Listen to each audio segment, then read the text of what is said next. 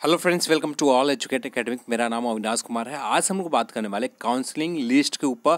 Counselling list जारी कर दिए गए, आप अपने डिस्ट्रिक्ट के कैसे काउंसलिंग लिस्ट चेक कर सकते हैं, इसके ऊपर बात करते हैं।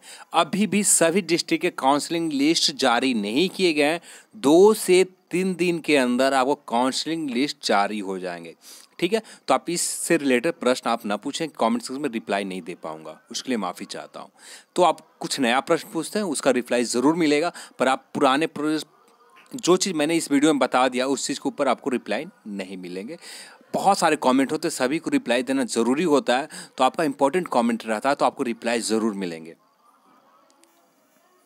तो आप किसी डिस्ट्रिक्ट, जैसे आप पटना, किसी भी डिस्ट्रिक्ट में हो, पटना, जहानाबाद, औरंगाबाद, गया, रोहतास, भोजपुर, किसी भी ज़िलों में हो, सुपौल, वैशाली या किसी भी, आपको गूगल पर लिख कर सर्च करना है अपने डिस्ट्रिक्ट का नाम। डिस्ट्रिक्ट के नाम के साथ ऑफिशियल डिस्ट्रिक्ट वेबसाइट लिख दीजिएगा। सुपौल डिस्ट्रिक्ट ऑफिशियल वेबसाइट लिख देते हैं तो आपको वहाँ पर निक लगा हुआ, जिसमें आपको सुपौल या औरंगाबाद है तो औरंगाबाद nic.in लगा होगा, ठीक है, या पटना होगा तो पटना nic.in, इस तरह से लिखे हुए मिलेंगे। तो आपको जब भी ये लिंक मिले तो वही ऑफिशियल वेबसाइट है। अब वेबसाइट पर आने के बाद 3 डॉट मोर पर है, नोटिस पर क्लिक करना है आपको, और नोटिस में आपको रिक्रूटमेंट के ऑप्शन मिल जाएंगे। यहाँ पर क्लिक करते हैं तो ये रिक्रूटमेंट के नीचे की ऑप्शन है। जब आप रिक्रूटमेंट का ऑप्शन खुल जाए तो यहाँ पर टॉप पर जो लिंक है, सुपौल डिस्ट्रिक्ट का लिंक अपडेट हो गया काउंसलिंग लिस्ट, यहाँ पर आप क्लिक करके डाउनलोड कर लेंगे। ये फाइल आप डाउनलोड कर लेते हैं तो इस पर से लिखा हुआ सारा जानकारी आपको मिल जाएंगे। यदि आपको वीडियो पसंद आए तो लाइक ज़रूर करें, शेयर भी करें, और चैनल को सब्सक्राइब करना बहुत ज़रूरी है, तो आप चैनल को सब्सक्राइब कर लें। अब यहाँ पर हम लोग पढ़ने वाले हैं, इस नोटिस को देखने वाले हैं।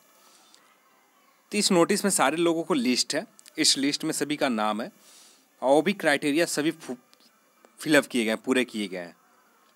जो क्राइटेरिया था, टोटल पॉइंट्स, मेगा सूची में पॉइंट क्रमबद्ध है, ऐसा कुछ नोटिस देखने के बाद नहीं लग रहा। रिजर्वेशन को भी फॉलो किए गए हैं। नोटिस आप देखते हैं तो चलिए, इसमें बहुत सारा लंबा नोटिस है, सभी को देखने लगे तो टाइम बहुत ज़्यादा लग जाएगा, तो इसमें जो लिखे हुए हैं उसके ऊपर हम लोग बात करते हैं।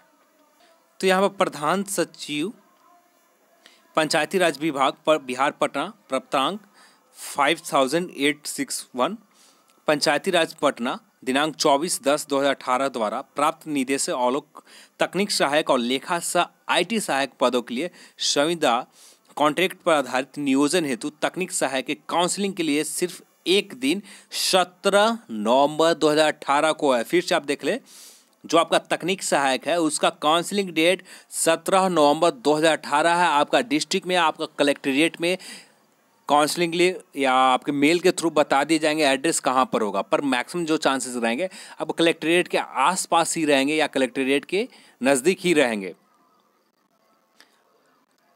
सेकंड जो है, लेखापाल और IT सहायक के लिए जो काउंसलिंग होगा 20 नवंबर को, लेखापाल और IT सहायक का, लेखापाल सह IT सहायक का 20 नवंबर का होगा। एक जो IT सहायक है उसको शनिवार, और जो लेखापाल IT सहायक है 20 नवंबर को। जिला स्तर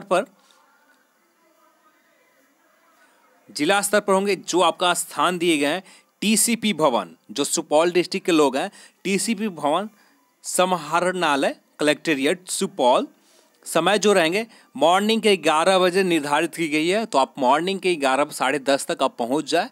काउंसलिंग के टाइम स्टार्ट होंगे मॉर्निंग के 11 बजे से। जिला सूचना विज्ञापन पदाधिकारी NCIC सुपौल पंचायती राज विभाग से उक्त पदों के हेतु ड्यूली अभ्यर्थी सूची में तकनीक सहायक और लेखापाल सह IT सहायक का काउंसलिंग हेतु सूची मेघाक्रम आरक्षण कोटिवार सम्मिलित किए गए।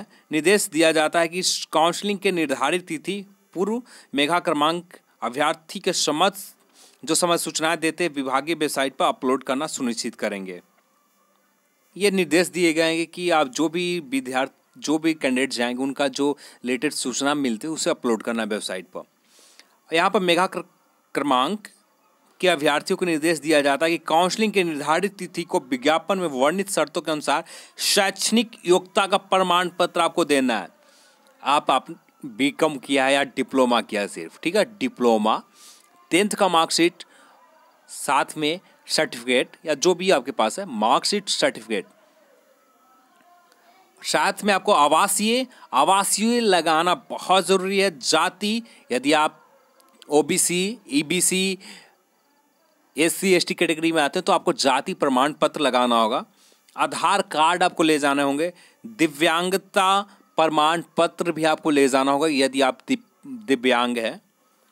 यदि आप स्वतंत्रता सेनानी के परिजन है तो आप स्वतंत्रता सेनानी संबंधित प्रमाण पत्र, मूल प्रति, सभी कागजात की ले जाने होंगे।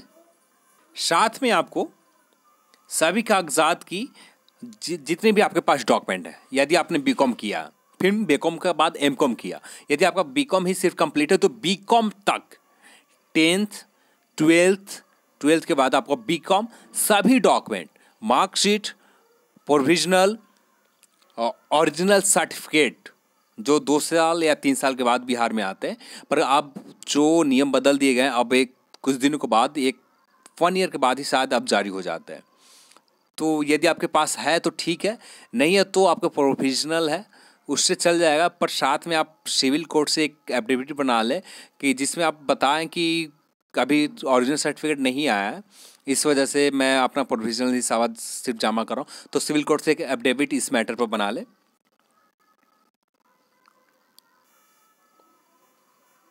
तो जो डॉक्यूमेंट है आपके पास, सारे डॉक्यूमेंट को तो यहाँ पर क्लियर लिखा गया है, तो यहाँ पर डॉक्यूमेंट के रिलेटेड कन्फ्यूजन नहीं होना चाहिए। फिर से एक बार आप सभी को बता देता हूँ, यदि आपने डिप्लोमा तक ही सिर्फ किया, सिर्फ डिप्लोमा है आपके पास, तो डिप्लोमा तक सारे डॉक्यूमेंट, यदि आप OBC, EBC, SC, ST category में आते हैं तो आप अपना जाति प्रमाण पत्र, यदि आप दिव्यांग हैं तो आप अपना दिव्यांग प्रमाण पत्र, यदि आप स्वतंत्रता सेनानी के परिवार हैं तो आप स्वतंत्रता सेनानी संबंधित आपको प्रमाण पत्र जमा करना होगा। तो यही आपको सिर्फ काउंसलिंग में डॉक्यूमेंट वेरिफिकेशन लिए जाएंगे। और जो लोग बीकॉम है तो बीकॉम तक जो भी डॉक्यूमेंट है, सारे डॉक्यूमेंट को आपको ले जाने हैं और सभी डॉक्यूमेंट का जेरॉक्स कॉपी यानी फोटो कॉपी करवा कर ले जाना। साथ में ओरिजिनल कॉपी भी आपको रखना होगा, दोनों को वेरिफिकेशन किए जाएंगे। आपको ओरिजिनल कॉपी और जो जेरॉक्स कॉपी है, फोटो कॉपी है, उसको भी चेक किए जाएंगे। तो दोनों कॉपी को आपको ले जाना, ओरिजिनल और जेरॉक्स कॉपी भी आपको ले जाने होंगे। और काउंसलिंग में उपस्थित होना अनिवार्य हो गया। और साथ में अपना फोटोग्राफ भी ले लीजिए, ठीक है, फोटो। और यहाँ पर कुछ है नहीं इस लिस्ट में, जो बेसिक चीज़ें लिखे गए हैं, हैंडीकैप्ड हैं या जो भी है, आप इस लिस्ट को आप चेक कर सकते हैं अपना नाम, और इस लिस्ट में आपका नाम है तो आप काउंसलिंग के लिए जा सकते हैं।